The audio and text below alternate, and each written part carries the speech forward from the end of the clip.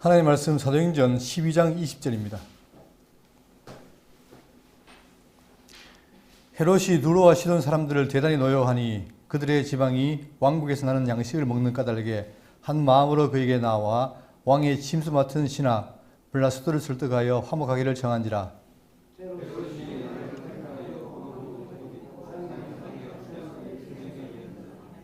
백성들이 크게 부르되 이것은 신의 소리요 사람의 소리가 아니라 하거늘.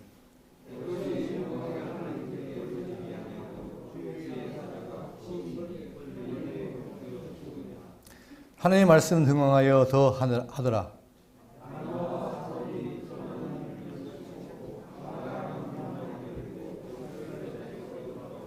아멘.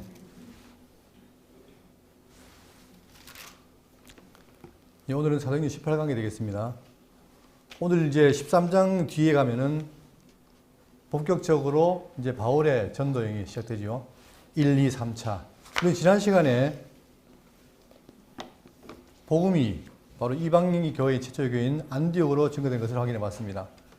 그래서 헬라인들이 복음을 듣게 되고 또한 그 안디옥 교회에서 그리스도인이라는 명칭을 듣게 되죠. 그러므로 인해서 이제 본격적으로 이방인에게 증거되는 토대가 마련됐습니다.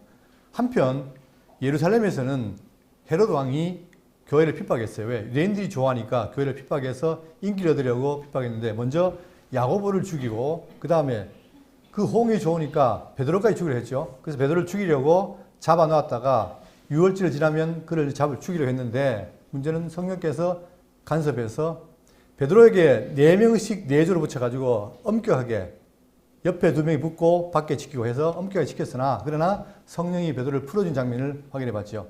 자, 그로 인해서 이 헤롯이 그 맡았던 간수들을 죽이라 하고 자기는 어디로 갑니까? 가이사랴로 가게 됩니다. 이 그림 보시면 자, 지금 여기가 바로 안디옥 수리아 교회죠. 이 교회고 지금 이 안디옥으로 인해서 이제 모든 게 시작이 되고 있는데 본문을 보겠습니다. 47절입니다. 교만하던 헤롯의 죽음과 헤롯이 두로와 시돈 사람들을 대단히 노여하니 그들의 지방이 왕국에서 나는 양식을 먹는 까닭에 한 마음으로 그에게 나와 왕의 침수받은 신하 블라스도를 설득하여 화목하기를 청한지라. 자, 헤롯이라는 사람은 우리가 지난번에 했지만 헤롯 가문 중에서 바로 헤롯 대왕의 손자인 헤롯 아그리파 1세입니다. 이 아그리파 1세가 지금 다스리고 있는데 이 헤롯이 두로와 사람들을 대단히 노여워하니 자, 두로와 시돈이 어디냐 하면은 바로 여기입니다. 여기가 지중해 중에서 지금 이 헤롯은 예루살렘에서 가이사랴로 가 있죠. 이 가이사랴에 바로 우리가 고넬료 사건 알잖아요. 백부장 고넬료. 자, 여기 가이사랴인데 그 위에 두로와 시돈이 지금 이 헤롯이 노여워하는 거예요. 노여워하여 그들의 지방이 왕국에서 나는 양식을 먹는 까닭에 한 마음으로 그에게 나와. 자, 이 두로와 시돈 사람들은 양식을 자기들이 생산 못하니까 바로 이 왕국에서 먹게 되는데 지금 헤롯과 관계가 안 좋으니까 지금 그들에게 잘 보이기 위해서 나와 왕의 침수 같은 신하를 블라스도를 설득하여 화목하기를 청한지라. 자, 그러면 왜 지금 이 두로와 시돈 사람들이 이 식량 때문에 그럴까 하면은 역사를 보면은 열왕기상 5장 10절에 보시면 솔로몬의 모든 원대로 백향목 제목과 잣나무 제목을 주매 솔로몬이 히람 즉 두로 왕에게 그의 궁정의 음식물로 밀 2만 고루와 맑은 기름 20고루를 주며 주고 해마다 그와 같이 주었더라. 자, 이들은 해양 도시인데 식량이 없어요. 그러다 보니까 자, 아까 그림처럼 이 두로와 시돈은 자체적으로 식량을 생산 못하기 때문에 그 식량을 어떻게 됩니까? 자기들의 물건을 주고 교환하는 식으로 식량을 구하는 거예요. 자, 그 다음에 또 보시면 에스라 3장 7절에 이에 석수와 목수에게 돈을 주고 또 시돈 사람과 두로 사람에게 먹을 것과 마실 것과 기름을 주고 바사왕 고레스의 명령대로 백향목을 레바논에서 요빠 해변까지 운송하게 하였더라. 성전을 지을 때 백향목이 중요했잖아요. 그때 두로와 시돈은 백향목을 공급하고 그 다음에 유다에서는 식량을 공급하는 그런 상황입니다. 근데 지금 이들이 식량을 얻어가야 되는데 헤롯과 관계가 안 좋으니까 다시 와서 저 관계를 잘 맺기 위해서 옮게 된 거죠. 그래서 바로 왕의 침수 맡은 신하 블라스도를 설득하여 화목하기를 청한지라. 21절 헤롯이 나를 택하여 왕복을 입고 단상에 앉아 백성에게 연설하니. 자, 헤롯이 나를 택했어요. 이 날은 언제냐면은 자, 로마 황제 가운데 이 4대 황제인 클라우디우스라는 이 사람하고 헤롯은 긴밀한 관계겠죠. 제가 지난번 말씀드렸지만 로마의 황제에 권력 입지 않으면은 헤롯 왕이 될 수가 없는 거죠. 그러다 보니까 헤롯은 자기가 이 클라우디우라는 황제에게 잘 보여서 그에 협력을 해서 그가 이 왕권을 얻게 된 겁니다. 그러다 보니까 요세푸스에 의하면은 날이 언제냐면은 바로 이 클라우디우스 황제가 영국에서 돌아왔을 때 그때에 그거를 기념하기 위한 날, 즉 황제의 생일날 8월 1일 날 이제 연설하게 된 거예요. 왕복을 입고 단상에 앉아 백성에게 연설하니. 자, 그런데 그 모습이 얼마나 화려했냐면 여러분 왕복을 입었다는데 왕복 요세푸스 기록에 의하면 그 왕복이 뭐냐면 은색깔이라는 거예요. 그러니까 단상에 섰으니까 단상에 섰는데 햇빛이 비치면 어떻게 되겠습니까? 이 왕의 옷이 휘황찬란하겠죠. 반사가 돼가지고. 자, 그러다 보니까 연설하니까 백성들이 뭘 하냐면 22절에 백성들이 크게 부르되 이것은 신의 소리요 사람의 소리가 아니라 하거늘. 자, 분명히 헤롯은 사람인데 너무나 이렇게 왕으로서 위엄이 있고 또 옷이 화려하니까 그걸 보고 신이 하는 말이구나라고 칭송하게 되죠. 자, 하거늘. 여러분 지금도 어저께 제가 노래 불러보는데 여러분 그 갓호중이라는 말 들었어요? 갓호중. 그거 무슨 말입니까? 김호중이라는 그 가수가 있는데 그 사람이 별명이 뭐예요? 갓호중이에요. 다시 말하면 신과 같다는 거죠. 워낙 노래 잘하니까. 그럴 때 뭐 갓이라는 말을 붙인다든가 아니면 로마 황제가 아우구스토, 존엄한 자 이런 말을 붙인다든지 사람들은 뭔가 좀 잘나면 그 사람에게 뭘 붙입니까? 아주 신처럼 대접한다 이 말입니다. 근데 지금 이 헤롯 왕이 연설하니까 그걸 보고 신의 소리요 사람의 소리가 아니라 하거늘. 자, 헤롯이 영광을 하나님께 돌리지 아니하므로 주의 사자가 곧 친히 벌레에 먹혀 죽으니라. 자, 그러면 헤롯이 사람인데 사람들이 그렇게 하더라도 겸손하게 나는 그렇지 않다라고 했을 텐데 그게 아니라 오히려 어떻게 됩니까? 마치 자기가 신인 것처럼 했다 이 말입니다. 그러니까 헤롯이 영광을 하나님께 돌리지 아니하므로 주의 사자가 곧 친히. 자, 옛날에는 충이 먹어 죽었다 했는데 지금은 개역개정에는 뭐예요? 벌레에 먹혀 죽으니라고 되어 있습니다. 자, 사람이 우리가 살면서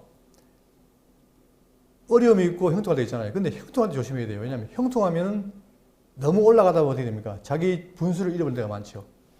자, 그런 경우가 많은데 지금 바로 이 헤롯이 그런 상황입니다. 우리는 두 가지 상황을 알 수 있는데 헤롯은 자기가 신인 것처럼 착각했지만 그러나 성경을 봤을 때에 자, 다른 예가 있죠. 어떤 예가 있습니까? 지난 시간에 했지만 나도 사람이라. 이게 참 중요한 얘기인데 자, 사도행 10장 25절에 마침 베드로가 들어올 때에 고넬료가 맞아 발 앞에 엎드려 절하니 베드로가 일으켜 이르되 일어서라 나도 사람이라. 자, 우리가 봤다시피 베드로는 뭡니까? 죽은 자를 살렸어요. 병자를 고치고. 그러니까 사람들이 볼 때 베드로 신기한 거 아닙니까? 그래서 베드로에게 절하고 마치 신처럼 대접하니까 만약 저 같았으면 어떻게 됩니까? 저 같았으면 나도 그만한 능력이 있지라고 할 수 있는데 베드로는 뭐예요? 한마디로 나도 사람이라 일어서라. 나한테 경배하지 말라는 얘기예요. 자, 이것이 굉장히 중요한 태도인데 헤롯과 이 베드로의 태도는 완전히 반대죠. 그러니까 지금 솔직히 이게 쉬운 것 같지만 이런 상황에서 나도 사람이라 어떻게 보면 참을 게 얘기잖아요. 근데 지금 베드로는 충분히 그 말 하고 있는 거예요. 왜? 베드로는 자기 위에 누가 있다는 거 아닙니까? 자기가 병을 고친 것도 누구 살린 것도 누구의 능력이다. 하나님의 능력을 알기 때문에 자기를 드러내지 않는 거예요. 이게 바로 하나님 앞에서 겸손이죠. 자, 그래서 베드로는 나도 사람이라 했고 14장 8절에 봅니다. 루스드라에 발을 쓰지 못하는 한 사람이 앉았는데 나면서 걷지 못하게 되어 걸어본 적이 없는지라. 바울이 말하는 것을 듣거늘 바울이 주목하여 구원받을 만한 믿음이 그에게 있는 것을 보고 큰 소리로 이르되 네 발로 바로 일어서라 하니 그 사람이 일어나 걷는지라. 무리가 바울이 한 일을 보고 루가오니오 방언으로 소리질러 이르되 신들의 사람의 형상으로 신들이 사람 형상으로 우리 가운데 오셨다 하여. 자, 이 당시에는 로마 지역이나 이 당시는 뭡니까? 범신론이죠. 모든 것에 곳곳 신이 있단 말입니다. 그들은 범신을 섬겼어요. 그러다 보니까 조금만 인간보다가 능력이 있으면 그걸 신으로 생각했단 말이에요. 그러니까 지금 이 바울들은 신들이 사람 형상으로 우리 가운데 왔다. 이렇게 하니까 자, 바나바는 제우스를 하고 바울은 그 중에 말하는 자임으로 헤르메스를 했다. 다시 말하면 그들이 말하는 신이라고 했단 말입니다. 자, 즉 제우스 신당의 제사장이 소리 화환들을 가지고 대문 앞에 와서 무리와 함께 제사하고자 하니 두 사도 바나바와 바울이 듣고 옷을 찢고 무리 가운데 들어가서 소리질러 이르되 여러분이여 어찌하여 이러한 일을 하느냐 우리도 여러분과 같은 성전을 가진 사람이라. 보십시오. 나도 사람이라 우리도 여러분과 같은 성전을 가진 사람이라. 사람이라는 얘기예요. 이게 바로 하나님 믿는 신앙인의 태도겠죠. 우리는 힘들 때는 물론이지만 형통할 때 그때는 사람이 한도 끝없이 올라가잖아요. 그럴 때에 항상 내 뒤에 하나님 계시다는 사실을 잊지 말고 이러한 태도를 가져야 됩니다. 그런데 지금 헤롯은 자기가 신이라 하니까 그 말에 취해가지고 하나님 보시기에 악을 행한 거죠. 그러니까 다시 보면 23절 헤롯이 영광을 하나님께 돌리지 아니하므로 주의 사자가 곧 친히 벌레에 먹혀 죽으니라. 자, 벌레에 먹혀 죽었다는 말은 뭐냐면 지금 정확하게 그 증상은 모르겠지만 지금 요세푸스의 말에 의하면은 그가 어떻게 돼요? 급성 복통으로 5일 동안 앓다가 죽었다는 기록이 있습니다. 그러니까 뱃속에 뭔가가 생겨서 그걸로 인해서 고통을 당하다가 죽었다는 사실을 역사적으로 있습니다. 그걸 폐색증이라고 하는 말도 있는데 어쨌든 간에 자 그러면 이것이 죽은 것은 뭐냐? 이런 의학적 원인으로 때문에 죽은 게 아니라 하나님 보시기에 악을 행했기 때문에 그 대가로 죽었다는 사실을 지금 성경은 말해주고 있죠. 특히 누가는 이걸 기록하면서 바로 헤롯이 죽게 되는 원인은 바로 뭐냐면 하나님을 경으로 여긴 것이다라는 사실을 알 수 있습니다. 자, 이와 같은 역사적인 사건은 또 있습니다. 우리가 지금 다니엘을 공부하고 있는데 다니엘을 보면은 나중에 한때의 때에 누가 있냐면은 그 이스라엘의 나라의 제사 드린 걸 금했던 왕이 있어요. 그게 에피파네스 4세라는 사람인데 그도 마찬가지로 하나님께 악을 행했기 때문에 그도 똑같은 형식으로 바로 벌로서 잡혀 죽었다는 기록이 있습니다. 그런 것처럼 지금 성경에는 뭐냐? 영광을 돌리지 하나님께 돌리지 않고 취하는 자, 그들에게는 하나님의 심판이 있다는 사실을 직접 보여주고 있는 거죠. 물론 성경은 마지막 때의 심판을 말하고 있지만 그러나 우리가 살아가는 이 시대에도 교훈적으로 이런 일을 행하고 있다는 사실, 이게 바로 우리에게 주신 말씀이죠. 24절 하나님의 말씀은 흥왕하여 더하더라. 자, 이렇게 헤롯은 죽었으나 그러나 어떻게 하나님의 말씀은 흥왕하여 더하더라. 자, 여기 보면은 하나님의 말씀이 지금 흥왕한다는 말은 퍼진다는 얘기인데 문제는 뭐냐면 지금 뭡니까? 헤롯 같은 사람들이 계속해서 핍박하고 있잖아요. 그래도 오히려 핍박했는데 헤롯은 죽었지만 이 말씀은 끊임없이 흥왕하다는 말은 뭐냐면 생명체가 끊임없이 자라난다는 것을 말합니다. 그러니까 그런 것처럼 이 말씀이 변치 않고 계속해서 나아간다는 사실을 지금 보여주고 있는 거죠. 자, 25절 바나바와 사울이 부조하는 일을 마치고 마가라 하는 요한을 데리고 예루살렘에서 돌아오니라. 그러니까 지난 시간에 자 11장 끝부분에 보면 뭡니까? 그때 어떻게 했어요? 예루살렘에 흉년이 들어가지고 그 예루살렘을 돕기 위해서 부조하러 갔죠. 그 부조하러 갔던 바나바가 다시 어디로? 이 교회로 돌아온 거예요. 다시 여기로. 지금 자 예루살렘에 갔던 그 바나바와 바울이 다시 안디오로 돌아온 거죠.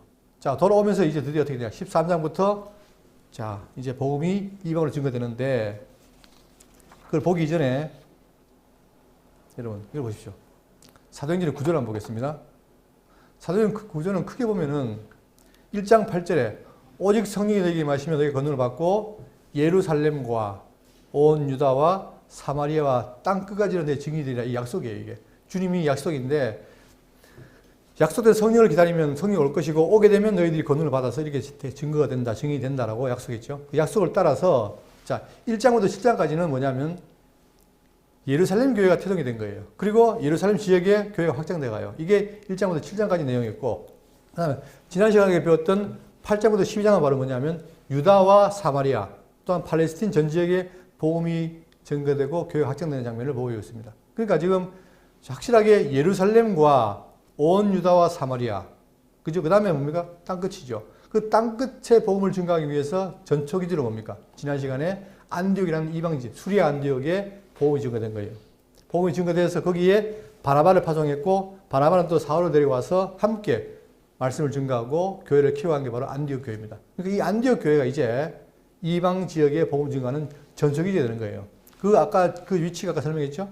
자, 그래서 이제 안디옥에서부터 어디까지 가느냐? 로마까지. 이 당시에 로마가 세상 전체를 지배했잖아요. 그러니까 로마까지 복음이 증거되는 것입니다. 그래서 바울이 1차, 2차, 3차 전도여행을 끝나고 마지막에 어떻게 됩니까? 로마의 제수로 재판받게 가지요. 그게 바로 이 사도행전의 전체적인 줄거리입니다. 그러면 오늘 이제 13장 1절 이유가 뭐냐면 안디옥 교회에서부터 로마까지의 복음 확장이다. 그거를 기억하시고, 사실 이 지금 사도행전을 하다 보면은 지명이 많이 나와요. 근데 지명이라든가 이런 게 제가 옛날 역사 공부할 때 힘들었던 게 뭐냐면 자꾸 암기해야 되니까. 그러니까 암기에 지쳐가지고 역사를 공부를 못했어요. 근데 지금 나이 들어보니까 이게 암기할 게 아니라 이해를 해야 되겠구나 하는 거죠. 자, 지금 어떻게 가고 있다는 전개를 이해하면 그다음부터 어떻게 됩니까? 그 줄기를 맞춰서 자꾸 보다 보면은 그것이 자연스럽게 암기가 돼요. 자, 그러면 13장 1절입니다.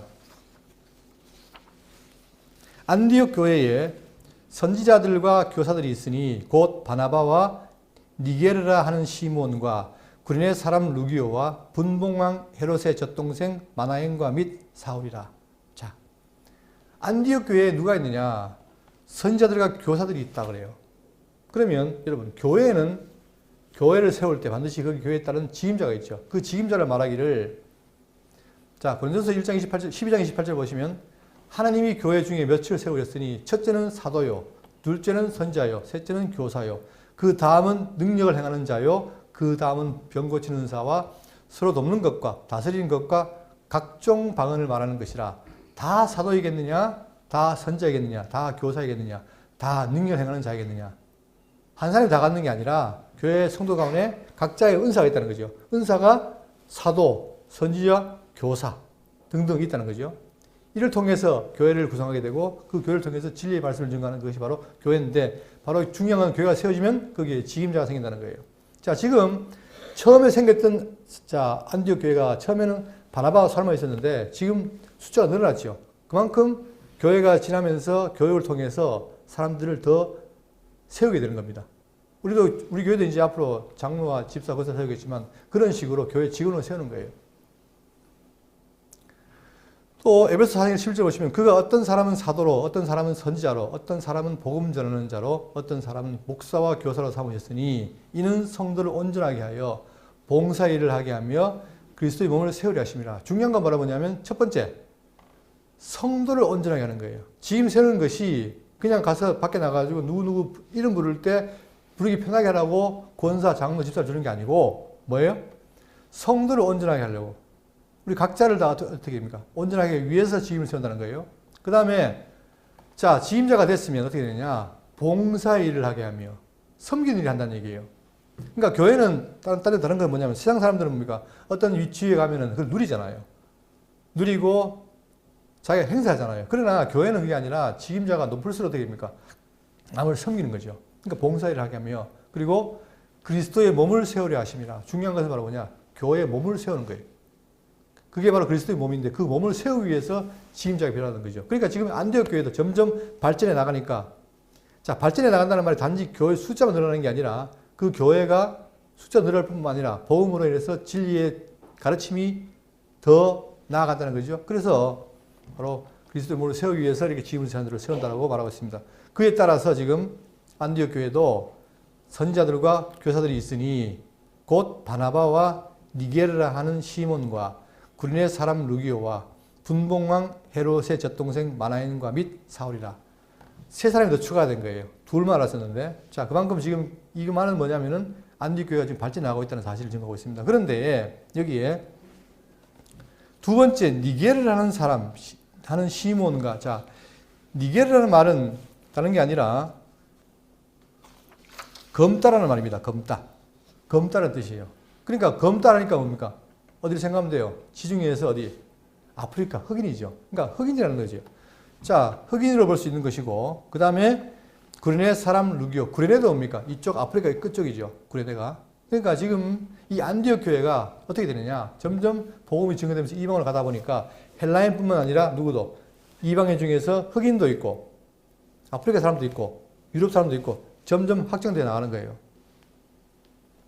근데 그 중에서 자, 헤롯의 젖동생 마나인이라는 말을 씁니다. 그런데 누구냐? 헤롯의 젖동생이에요.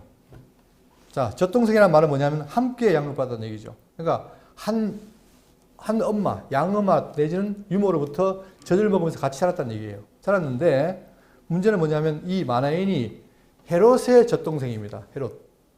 자, 성경에 헤롯이 많이 나오니까 늘 헷갈리죠. 그러나 다시 한번 정리하면 자, 여기서 나온 헤롯. 지금 아까 죽었던 헤롯은 바로 뭐냐면 이 헤롯 아그리파 1세예요. 그러나 지금 나오는 이 13장에 나오는 헤롯은 누구냐면 젖동생 마나엘은 누구냐면은 이 헤롯 안디바. 그러니까 헤롯의 아들입니다. 분봉왕. 자, 그러면 이 지금 마나엘과 그 다음에 안디바가 같이 젖을 먹고 자라는 거예요. 그런데 놀랍게도 여러분, 여기 놀라운 사실이 있습니다. 뭐가 있냐면은 두 사람의 운명이 완전히 바뀌는 거예요. 여러분 알다시피 헤롯 안디바는 어떤 사람입니까? 기억나세요? 어떤 사람이죠? 자, 헤롯 안디바는 중요한 일을 했어요. 뭘 했냐? 세례 요한을 죽이고 또 예수님을 십자가에 못 박게 한 장본인이에요. 누구와 함께? 빌라도와 함께.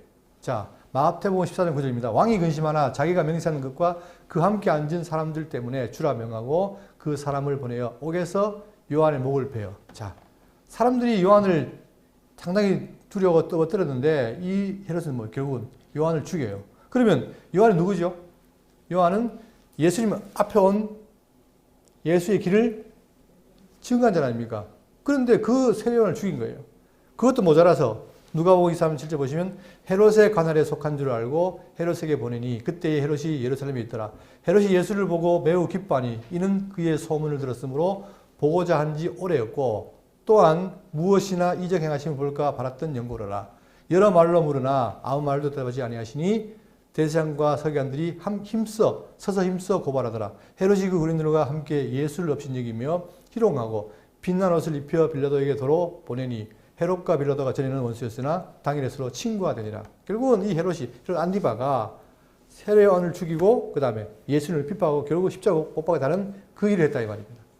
그런데 반대로 누구는 바로 여기 나오는 젖동생 마나엘은 뭡니까? 같이 컸는데 달라지잖아요. 한 사람은 교회 머리신 예수를 핍박하고 죽인 자였다면 한 사람은 뭐예요?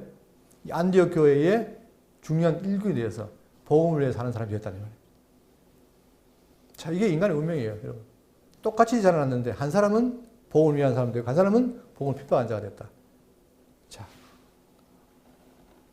그래서 이 안디옥 교회가 지금 5명의 일꾼들을 세웠다는 사실을 알 수 있습니다. 자, 그런데 여기서 우리가 생각할 게 있는 게 바로 뭐냐면 여러분, 교회의 존립 목적은 뭐냐면 진리의 터 위에 세운 것이잖아요. 그러다 보니까 진리를 증거하고 세우고 전수하는 게 목적이에요. 그러니까 우리가 주일날 와서 말씀을 듣고 아 좋다로 끝날 게 아니라 그 말씀을 듣고 배워서 확신에 거하면 또 전해야 될 거 아닙니까? 그게 교회의 임무인 거예요.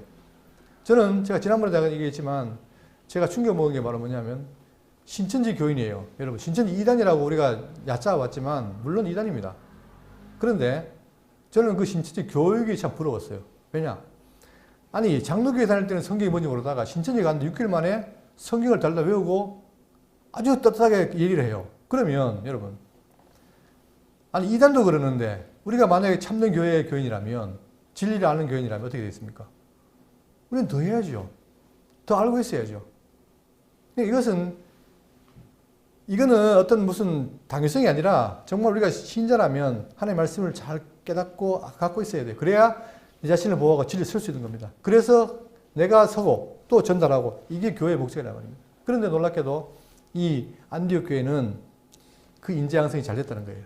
계속해서 가르치고 배우고 또한 사람을 세우고 이게 계속 움직이게 되는 거예요. 그러니까 우리가 지금 청년들에 대해서 자꾸 관심 갖는 게 바로 뭐냐면 청년들이 지금 MC들 교회를 안 나옵니다. 그리고 꼰대들을 욕하고 교회를 안 나와요.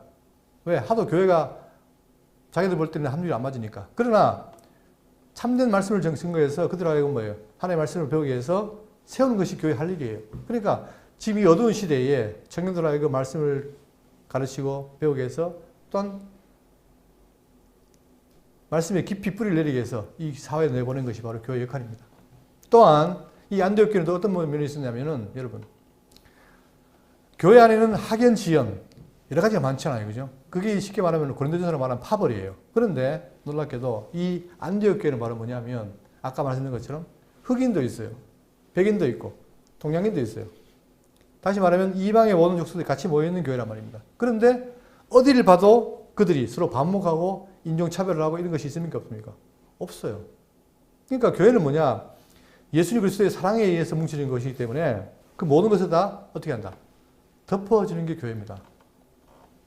그러니까 교인이 곁에 보조라는 게 아니고 여러분 진리의 말씀 통해서 비록 내가 잘나 보이지만 그러나 나도 죄인이었는데 예수 그리스도가 나의 죄를 사하시고 나를 사랑했다. 그 사랑이 내 속에 충만하면 우리가 외적인 것이 보입니까? 안 보입니까? 안 보이는 거예요. 오로지 그분이 같이 진리 안에서 부름받았다는 그 사실에 의해서도 감사할 수 있는 게 바로 성도의 삶입니다. 마찬가지로 여러분 바울이 무슨 빛이 있습니까? 근데 바울은 어떻게 한 사람을 구하기 위해서 그렇게 애를 썼다는 거예요. 왜 그렇습니까? 그가 사랑의 빛이기 때문에. 그런 것처럼 이 안디옥 교회는 사랑의 빛으로 말미암아 서로 인종에도 문제가 있고 서로 지역도 문제가 있지만 그러나 그들이 반목질취하지 않고 서로 화합했던 사실을 분명히 알 수 있습니다. 우리는 여기서 교회의 모습을 확인하고 우리 대구 장로교회도 그런 모습을 받기 위해서 노력해야 돼요. 또한 아까 얘기했던 것처럼 자 여러분 목사가 성경을 잘하는 게 당연합니까? 아니면 새롭습니까? 당연하죠. 맞습니다. 저도 그렇게 생각합니다. 그런데 오늘날 제가 참 안타까운 건 뭐냐면 저도 목사지만 저는 잘 가르치지도 못하고 하지만 그러나 열심히 공부하려고 합니다. 그런데 지금 세상은 어떻게 되냐면 목사가 성경을 잘 알면 그게 벼슬이 돼요. 그게 무기가 돼요. 이건 문제가 됩니다. 이거는. 아니 자기가 성경 말하잖아요. 많이 알수록 고개를 숙여라. 그러면 그것이 맞는데 지금은 세상이 뭐예요? 유튜브에서도 봅니까? 인기 목사가 있고 인기 없는 목사가 있어요. 물론 사람이 인기 될 수 있는데 그런데 자 가장 기본 보면 성경은 목사는 성경을 아는 게 기본이고 그걸 잘 증가하는 게 기본입니다. 저는 그 기본을 이루기 위해서 노력하고 있지만 자 그런데 이것이 계급이 돼가지고 뭐 잘 가르치는 사람들은 목사 위에 목사고 그런 말도 있어요. 일반 목사들은 그냥 목사고 목사 위에 또 목사가 있어요. 이게 바로 뭐냐 잘못된 행태죠.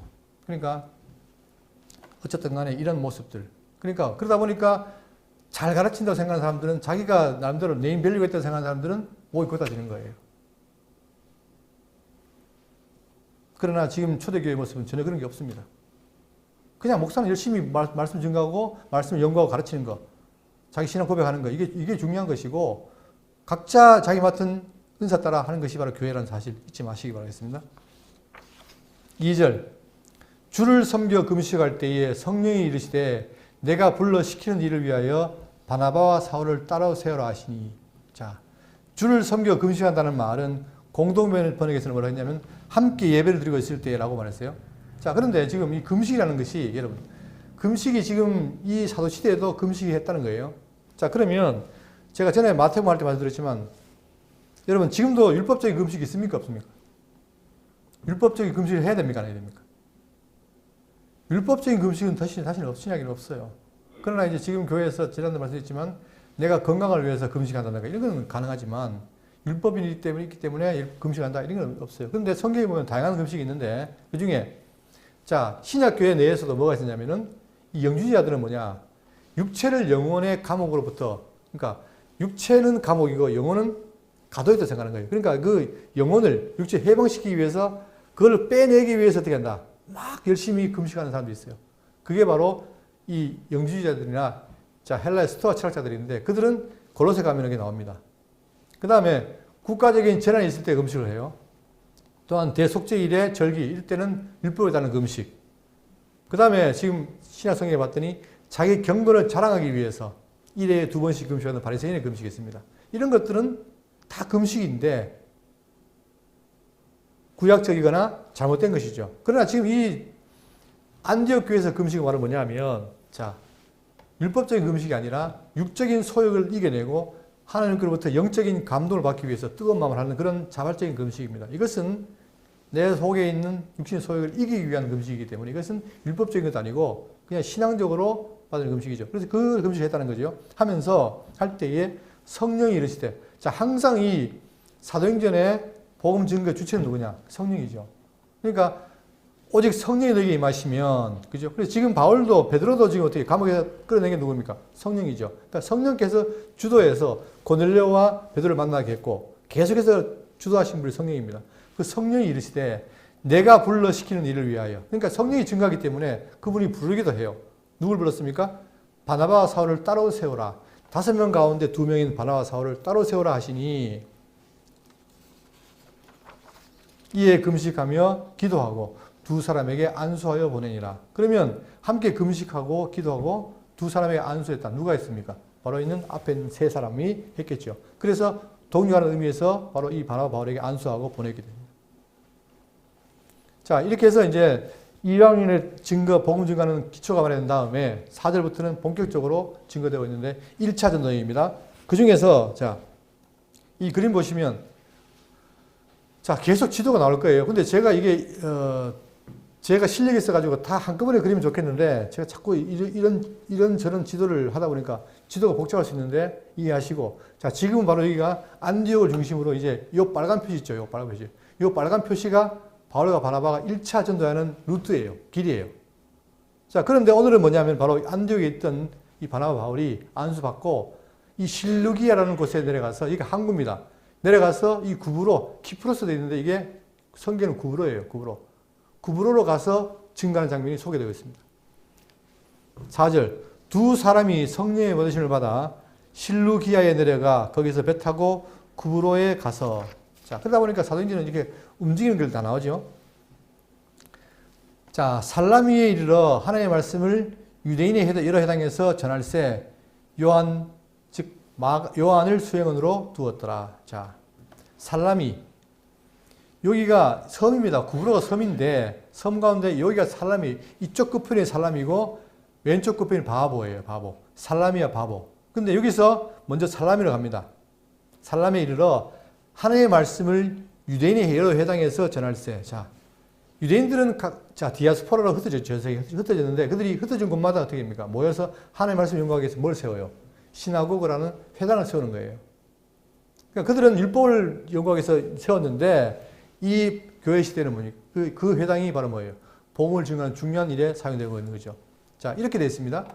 가운데 이렇게 석자가 있어요. 돌로 된 의자가 있고 여기에 하나님의 말씀을 낭독하면 누군가가 와서 여기서 어떻게 합니까? 말씀을 증가하는 게 바로 회당의 형식인데 이 회당이 있습니다. 이 회당이 지금 이 살라미에 있었던 거예요. 그러니까 유대인 회당에서 전할세 요한을 수행원으로 두었더라. 그래서 지난번에 얘기했죠. 그 요한은 누구냐면 바로 마가라는 요한인데 바울과 바나바와 함께 동역했던 사람.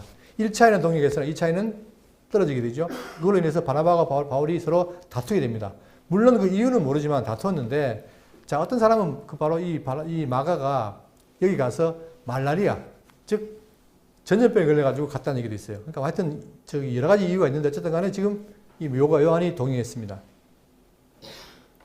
6절 온 섬 가운데로 지나서 바보에 이르러 바 예수라는 유대인 거짓 선지자인 마술을 만나니 자, 가는 곳마다 복음을 받아들인 자가 있는가 하면 반대로 복음을 반대한 자가 있죠. 그 가운데 지금 여기 보니까 바 예수라는 사람이 있는데 자, 그 이전에 지금 여기서 살라미에서 어떻게 됩니까? 바보에 이른다. 이렇게 횡단을 한 거죠. 섬을 횡단한 거죠. 바보에 이르렀습니다. 그런데 거기에 누가 있느냐? 바 예수. 즉 예수의 아들. 이름은 좋아요. 여호수아의 아들 또는 예수의 아들이라는 이름이 있는 사람이 있는데 이 사람이 누구냐? 유대인 거짓 선지자인 마술사예요. 그러니까 하나님께 능력을 받아서 행하는 게 아니고 마술로 속임수로 인해서 사람들을 유혹하는 바로 마술사인 바 예수가 있다는 거죠.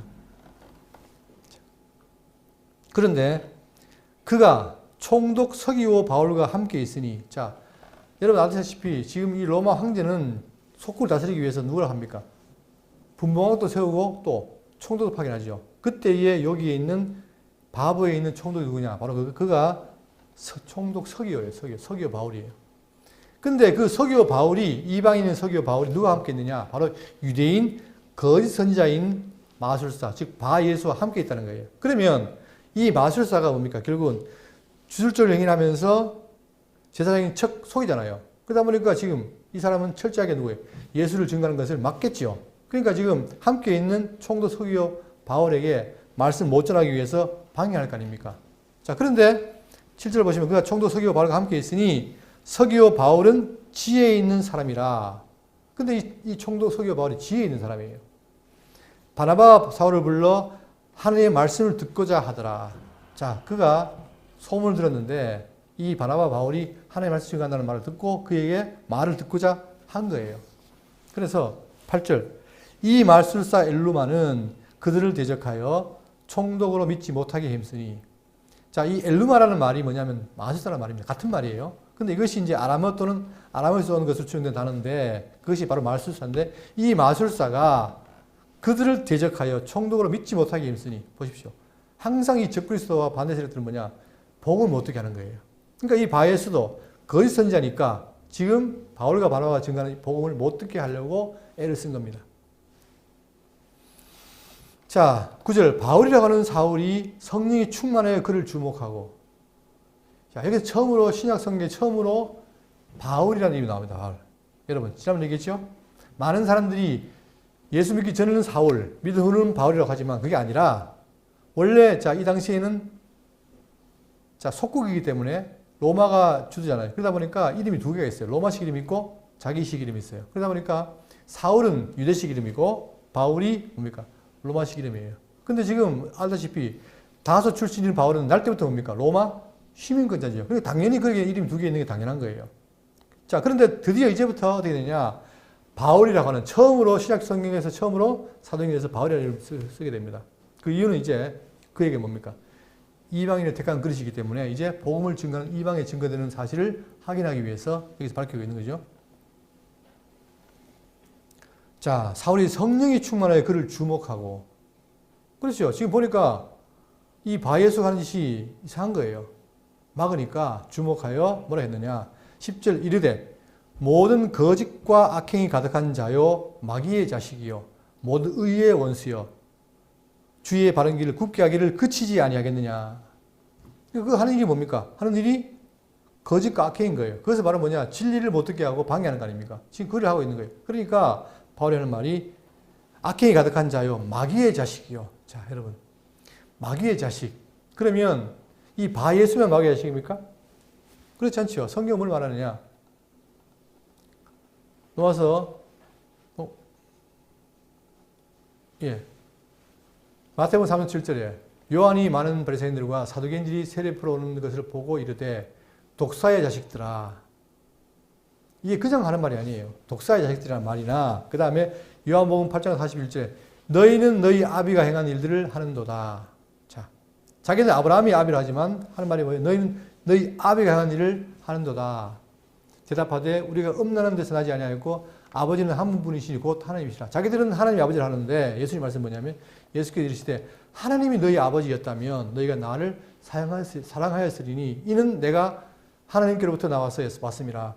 나는 스스로 온 것이 아니요 아버지께서 나를 보내신 것이니라. 어찌하여 내 말을 깨닫지 못하느냐.